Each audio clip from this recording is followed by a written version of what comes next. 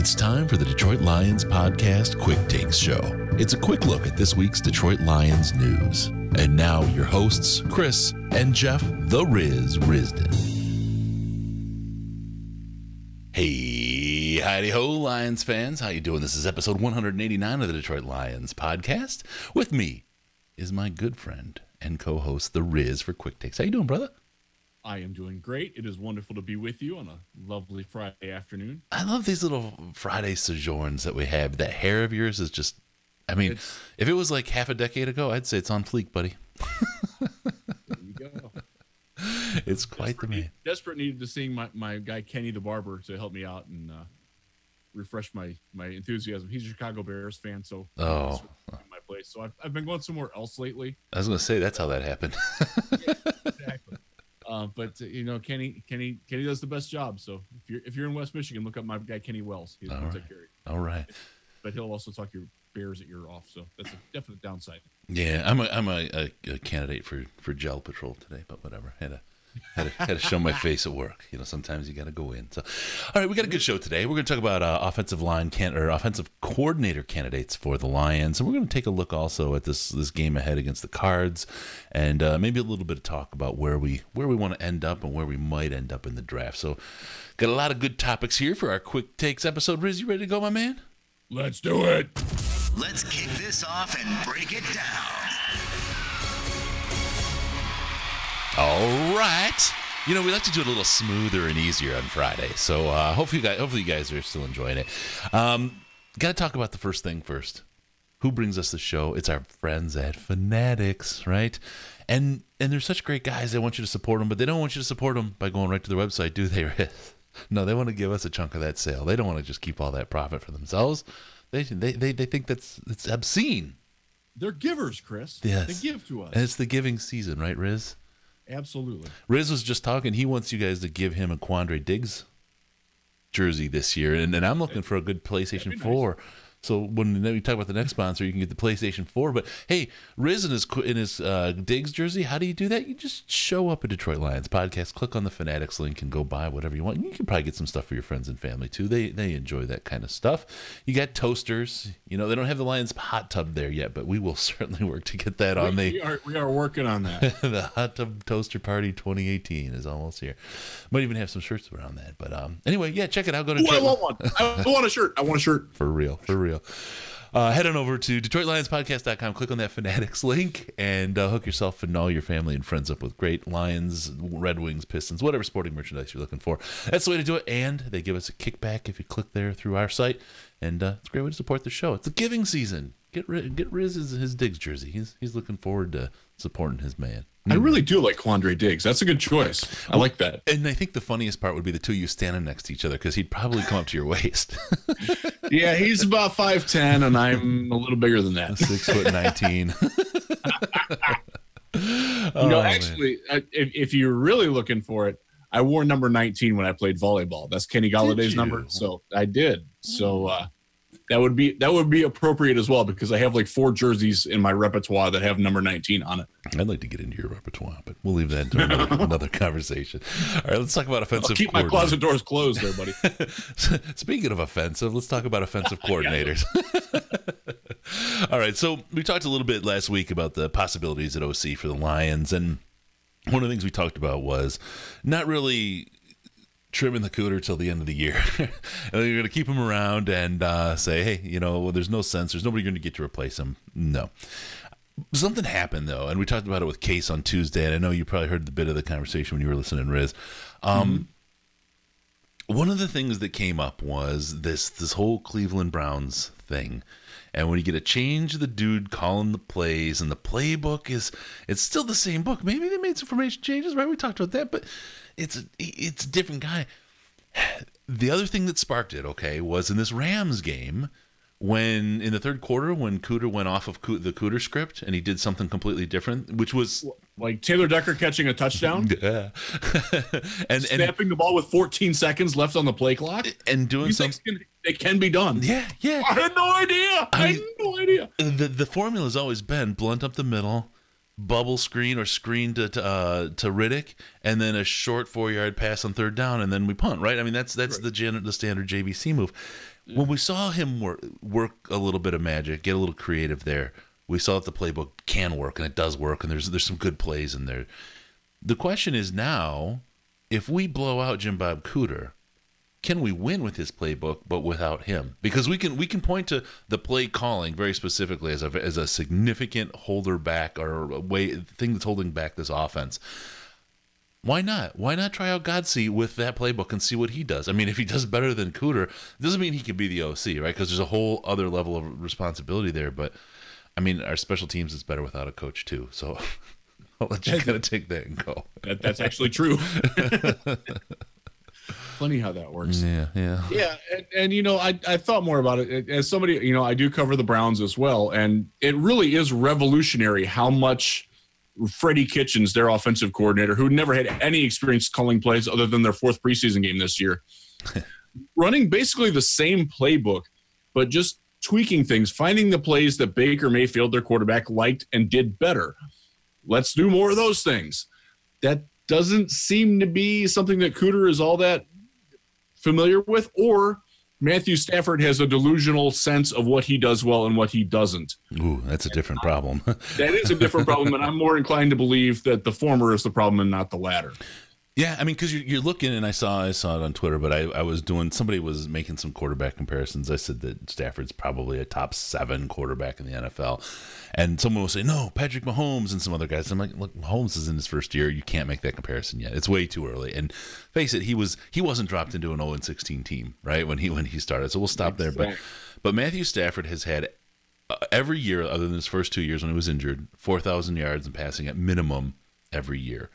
1 year 5,000, another year almost 5,000 yards. Sure, that's a function of not having a running game, but you're looking at a quarterback that can absolutely sling the ball, and he's having a bad year. There's a lot of things that are around him that are causing that, but I can't point at him as being the reason yet. I can point at him at some things. He's not playing well, but he also isn't getting any help from his supporting cast, and his supporting cast is a lot lesser than we all wanted it to be, especially now. Kerryon Johnson's out again. Marvin Jones is on IR. You got, you know, who knows what they're doing. If Levine Toilolo and Bruce Ellington are your top 2 targets, and they were last week, you're probably not going to have great quarterback play just as a function of that. Call me crazy. But no, crazy. Yeah. It's not crazy. But the thing, I mean, it throws back, and I don't remember. I don't think it was Dallas, but the game where he tried to make the wild pitch to Kerryon that was like completely unplanned. He was just trying to make a play, right?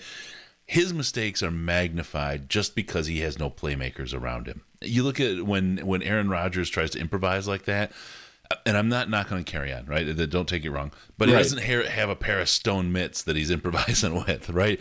He has a way to make it work, and the other guy on the other end of the ball or the other end of the improvisation is able to make something out of that. We just don't have any of that available. No, we really don't. There's not anybody who he has enough comfort with. Like if he rolls out on a scramble drill, he doesn't know what Andy Jones is going to do. He doesn't know what Bruce Ellington's going to do. He doesn't even know what Luke Wilson's going to do because, quite frankly, Luke Wilson never gets used that way. Right. Luke isn't really sure what he's doing probably either. That's probably true. Born and raised in South Detroit is not his best quality, unfortunately. Yeah. You know, there's just a disconnect between the expectations for Stafford and what the cast around him can do. And I don't want to say I give Cooter some benefit of the doubt on that, but I have to give him a little bit. I mean, they opened the year with expecting Kerryon Johnson, and he was very good. He was a great choice. I think we're all pretty happy with that. You expected Golden Tate. You expected Marvin Jones. Kenny Golladay to be your 3rd best receiver. You expected a little bit more out of Luke Wilson. You probably expected more out of Theo Riddick out of the backfield. You probably expected more out of LeGarrette Blount as he changed up back. None of those things have happened. You know, and some of that is on Stafford has not played his best season either. He has missed some throws that he should make. Yeah. He has missed some reads he should make. Yeah. And that's weird for him, right? I mean, it is. It's very a characteristic for him, and that's why I expect it to be better next year even if Cooter's back, I expect Matthew Stafford to play better next year. Yeah, everyone has If not, then we start having a conversation at the end, at this time next year. If Stafford's still struggling and still making the same mistakes, that's when we start talking about, okay, what now? Yeah. We're not there yet. We are not there yet. No, not yet. But I mean, it could be on the menu. It could be like maybe at the dessert side of the menu. It's not an appetizer, right? Yeah, it's something to keep an eye on. You know, I think he's hurt. He's actually technically questionable for this week against Arizona with a back injury. I've had back injuries. I know you've had back trouble, Chris, yourself. It's not easy to play through that. That's also not something that's a sudden onset. You have to think that maybe he's been playing with that. There's been a lot of people in the subreddit who have suggested for a long time that maybe Stafford, he looks like he's playing not healthy. He's just not 100%. Yeah, can't really pinpoint what it is. Is it a shoulder? Is it the wicked finger that he had a couple of years ago? Is it the back? Is it his feet? Who knows? Oh, I would not be surprised if he's not 100%. But at the same point, I don't think Aaron Rodgers is 100% on that knee. Not many players are 100% at this time of the season. Exactly. And so that's not really a fair excuse for him. But when he's your only player, right? I mean, it's a whole mess. It's a whole mess. It's like we talk about Matt Castle. Hell no! Come on, right? And we talk about this with everyone's trying to point at one thing, and I don't think it is a one thing, if you will. We use the analogy. Case has this 9,000 piece puzzle that he was doing, and it's gigantic. It was in his basement. It was gigantic. I mean, I peter out at like 1,500 pieces, right? I'm just like, I like doing a puzzle every now and then, but 9,000 pieces, ain't nobody got that kind of time, right? So he had that, but that's kind of what you're looking at when you're putting a team together. Like you're sitting in Bob Quinn's seat, you're sitting in Matt Patricia's seat.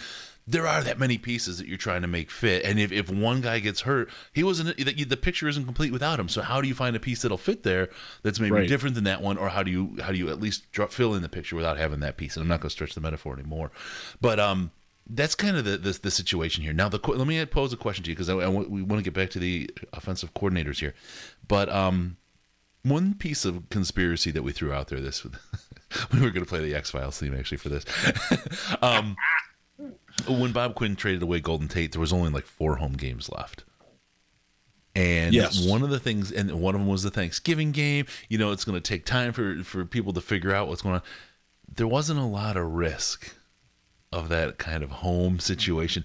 And they probably knew what was going on with the season at that point. I mean, I think we all did, whether we admitted it or not, right? If you're in the cold data world, you could probably at that point say, that third round pick really looks good because next year's draft we're short on picks. We don't even have a third round pick. Right. Maybe it's time just to cash in. I mean, do you think that weighed into that at all? I think it did, absolutely. And I think the fact that they saw the writing on the wall. I think they knew that Golden Tate was not going to re-sign here for cheap. And even though both sides have come out and said we tried, I don't think they tried very hard. I think the whole team said, so it's all good. And that was that. Yeah, pretty much. Yeah. Thank you, Matt. Matthew. Sorry, Matthew. John. I don't want Kelly mad at me. One other thing that's been kind of going on is that not only we'll put that. Let's stick with the offensive corner thing because I could take us off the rails here. Yeah, it's quick we'll takes. Stay on topic. Right. It's quick takes. It's not the whole hour-long podcast. Right. There we go. Thank you. All right, let's talk about some of the changing and thinking you had. Last week we went through a number of offensive coordinators. One of them was named Adam Gase. And like 3 days after you're on Twitter, you're like, I kind of like this Adam Gase guy. It's like, that's different than what we talked about. And you're like, I got some info. I did some stuff. I did my little Rizzy Dizzy doodle. And let's talk about this. Let's figure out what did you learn? What have you heard? And what gets you high or so high on Adam Gase now as like your number one dude? I would say I'm higher. I still think there are other better candidates, but I thought back and my prism from him was how he's handled the head coaching situation in Miami. And he's not been good. Make no mistake about that. And switching from Brock Osweiler to Ryan Tannehill and back, and Matt Moore is interspersed in there as well.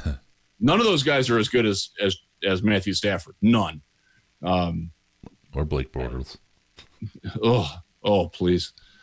But I thought back to a little bit before that. And when he was in Denver, when he was with John Fox, they had a fantastic passing offense. They were really, really good. They were explosive. They were And the thing that I liked about it was that they weren't afraid to spread that ball around.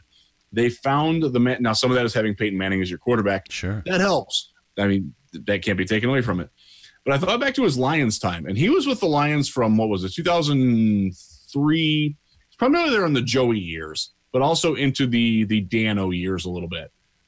And if you remember what they had then, they didn't have a lot, but they made fairly effective use of what they had, right? Given the limitations of Joey Blue Eyes and Joey Blue Eyes. I mean, when Tony Scheffler is probably your best target, right? And, right. Roy Williams was there for a while. He actually got a little bit of usage. We're playing the Cardinals this weekend. I remember Charles Rogers' first game catching 2 touchdowns against the Cardinals. Yep. Oh, Glass Joe. Before he broke his collarbone and then passed out on the border in Novi. It's a great place to eat, by the way. Yeah. Oh, great food. Great weed too.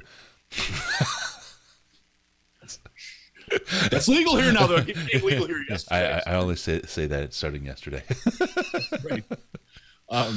So I'm warmer to it. I like the fact, and I talked to somebody that I know from the Dolphins blogosphere, onlineosphere, as you want.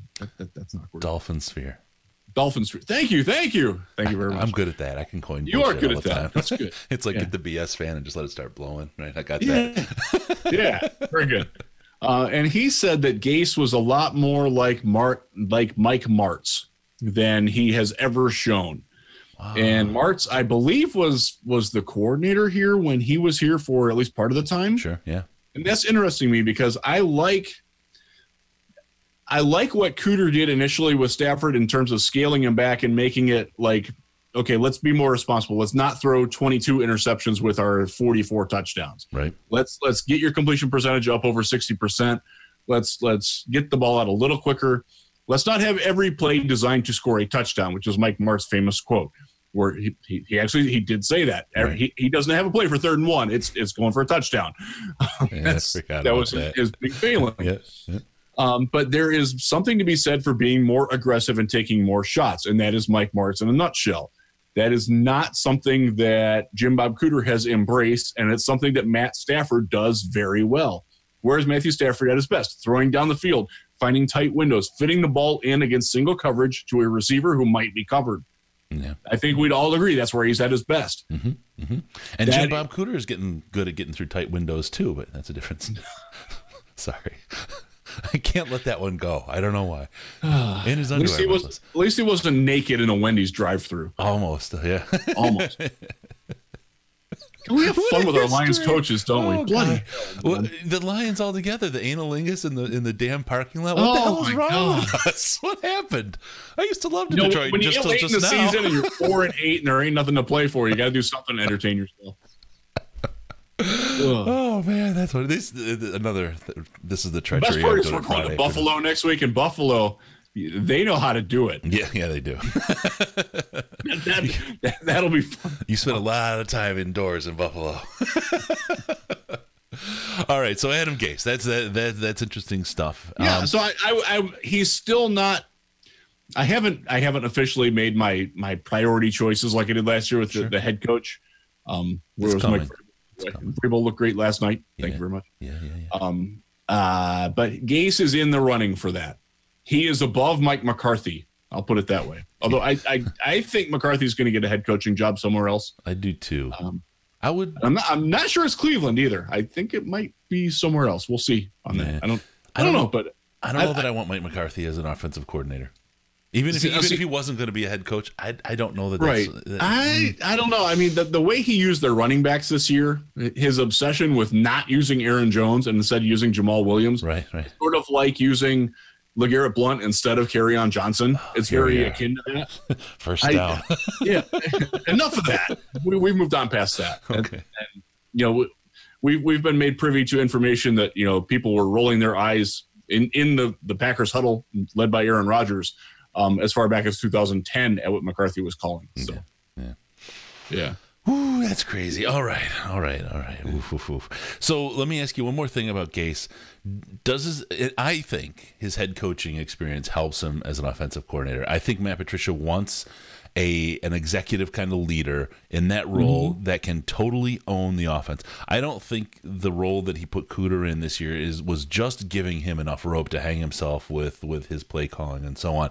I think that's how he wants the offense to run. I think he wants executive decision making. He can insert himself when he decides it's time, but I think he wants someone to run the offense for him so he can stay involved in the defense where he feels he's going to do his best work and can step in where needed on the offense. Is that a fair assessment? I think that is a fair assessment because you've seen it. You were at the Thanksgiving game, yeah, and you made note of it, and a lot of other people who've been to games have noted it, that he doesn't have a lot of hands-on with the offense. When the offense is on the field, other than when they're in the red zone or when it's like a critical time, he's back with the defense, coaching them or looking at his Microsoft Surface Pro. Candy Crush. Yes, exactly.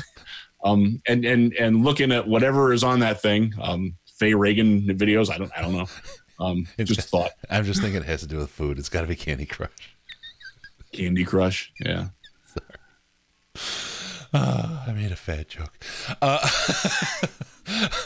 Okay, let's move on.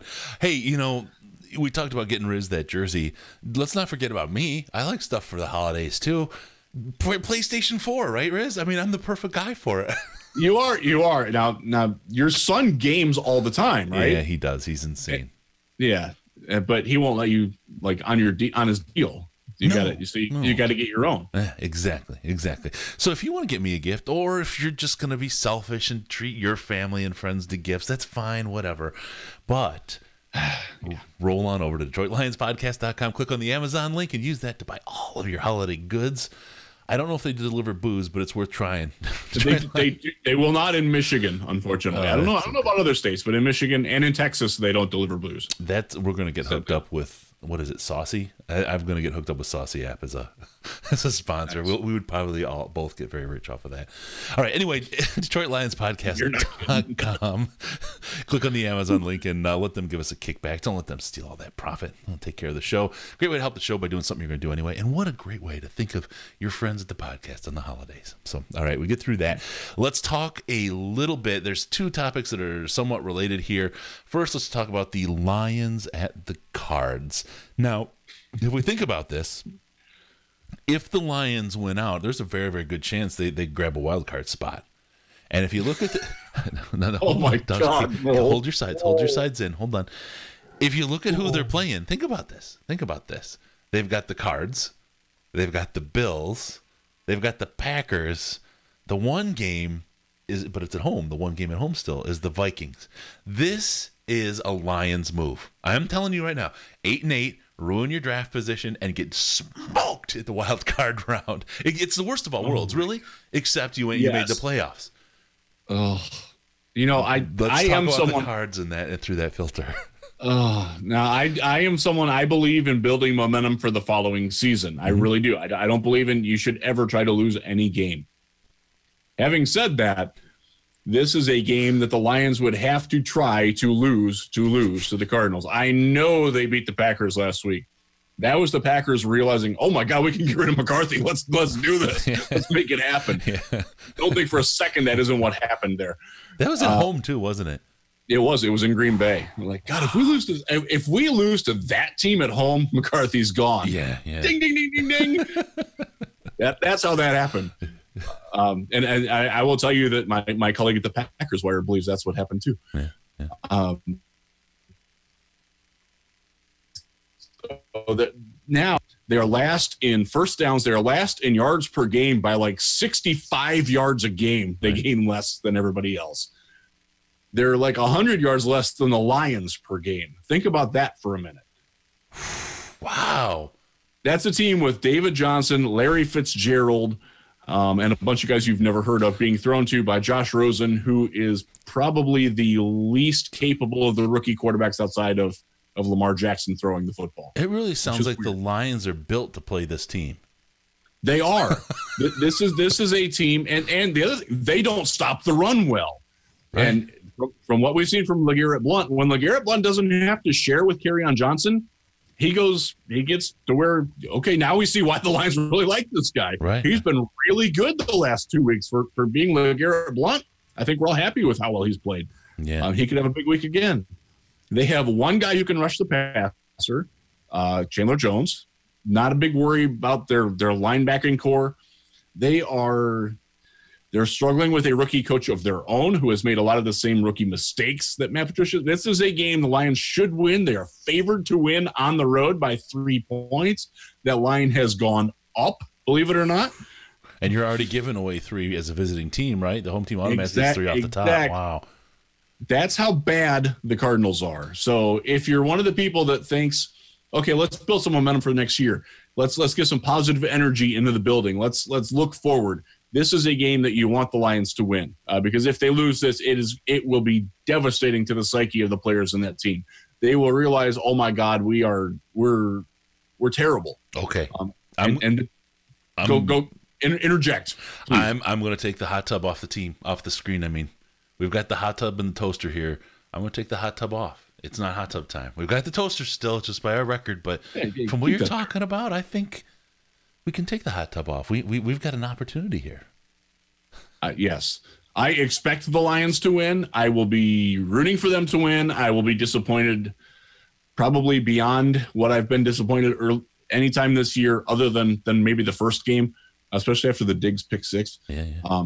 I think this would probably be the most disappointing loss because back in August, I pictured this as a win.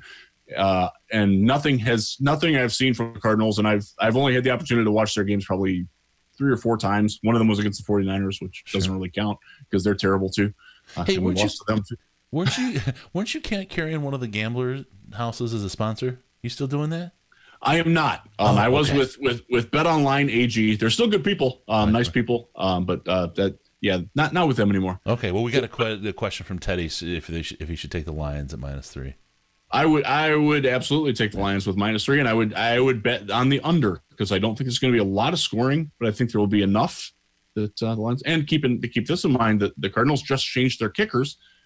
Lions lead the league in one thing: goalposts. Opposing kicker percentage. Oh. Opposing kickers only make 66% of their field goals against the Lions. The league average is 79. Wow, that's a significant difference. That's crazy. It really is. All right, with that under our hat, one last thing to talk about because we're trying to do quick takes. Right. I got to keep reminding myself it's quick takes. Chris, shut up and get quick. Let's go. Let's do it quick.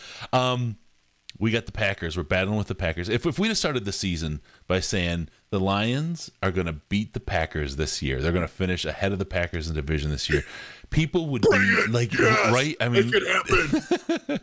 It can still happen and be meaningless. Do we want that to happen? Right? We want to carry momentum into the next season, but boy, you're looking here at draft pick, and Riz, this is you're a Lions fan long enough. It's going to wind up with the Pack picking right before us, and they're going to take the next damn Hall of Fame quarterback or whatever, right? And we're not going to get them, and we're going to lose out, and it's going to torture us for a decade. Is it still not worth it? Still not worth it? I want to beat I do not like a last place finish next to my team name. There you go. When I look up the records in a season, I hate seeing 4th out of 4. I want to see 3rd out of 4. It's been a long time since the Lions have finished in last place, believe it or not. Let's keep it that way. Yeah. And the Packers finishing down there, their fans will go bananas. And can you imagine the off-season smack talk? How fun that would be. and for everybody who's like, oh, we want the 4th place schedule. No, you don't. History has actually proven that having a 3rd place schedule is better than a 4th place schedule. You can look that up. Believe it or not, it's true. Teams that finished in 4th place the year before actually wind up with a better record the next season than teams that finished in 3rd place the year before. The Chicago Bears are a great example of that this year. Yep. And Site Crisis says Super Bowl bound. I'm thinking 8-8 here. 8-8 back into the playoffs. Wild card. We're gonna knock Chicago out the 3rd time we play them. You buy it. I'm not gonna do that. Buy it, Riz. I'm happy at 6-10. Okay. Win the next 2, then lose out. Although I want to beat the Packers in there. Yeah. So you win against Arizona, you lose to Buffalo. I really don't want to. 7-9. Their fans annoy me. You're 7-9, my friend. That's some 7-9 BS, baby. Jeff Fisher. That's right. I need to get that drop back from him. Are you familiar with the original Spider-Man movie? Not really. I'm not a comic book or film guy. Okay, well, maybe we got to get you. There's somebody is requesting, Carter is requesting for you to say Bonesaw is ready from that movie. So maybe we can get a drop of that. Sorry, man. I don't know that. That's your homework, Chris. All right. Watch movies? Okay. Yay! Sweet. All right. I'll cue it up. Don't forget us on Patreon, patreon.com/Detroit Lions Podcast, patreon.com/Detroit Lions Podcast. This is Quick Takes for this week. Thank you guys all for listening. Don't forget about the post-game show. We believe we're still doing it, but it's a late game, so we'll see how that goes. Facebook.com/The Detroit Lions Podcast, Facebook.com/The Detroit Lions Podcast, and on Twitter at DET Lions Podcast. DET Lions Podcast. Please give us a follow because it's the very best place to see the Riz. With no pants, and I am not panning down today. And beautiful hair. All right. Give us a call in the meantime. Detroit Lions Podcast on Skype. It's all one word for the Detroit Lions Podcast account. Or call us on the Lions line, 929-33-LIONS, 929-335-4667. And go to DetroitLionsPodcast.com. Subscribe to the podcast so we can come in your little box automatically. Thank you for tuning in. We're going to see you next time on the Detroit Lions Podcast. It's your Detroit Lions and Reddit connection. All right. Thank you, everybody, for tuning in. We'll see what we can do, Carter. We'll see what we can do. If we can convince him to watch that movie, or at least part of it, we'll all feel good. What, the original Spider-Man, that's like one of the 80 of them that have been made in the last 6 years? Well, I think this is from like a decade ago. Yeah, and I don't remember it either. I saw it, but I don't remember It's not the one with Tobey Maguire in it, because that guy sucks. I'll see. We'll see what Carter comes up with. Thank you, YouTubers. We love you guys. Thanks for watching us, man. We are men, and there's probably a lady or two in there. And how you do Let's it. hope so. How you do it. All right, we'll see you guys later. Have a great one. And again, thanks a million. We'll catch you in the live show after the game.